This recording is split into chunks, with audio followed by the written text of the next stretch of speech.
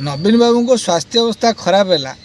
किंतु नवीन बाबू कहीं जाई भेटी पार ना ना निज दलीय नेता ना निज दलीय कर्मी ना विरोध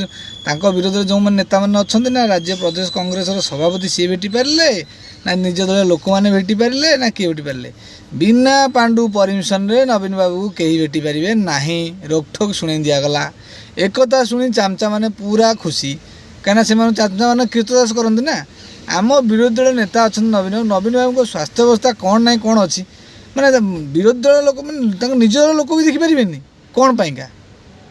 मैंने नवीन बाबू को स्वतंत्र कब्जा कर बस पांडु हरिका आगुरी लोक मैंने जहाँ कहते ए भी सी कौन पाइंका आर उत्तर नवीन बाबू को उत्तरा देखी पांडु बाबू कहतु तो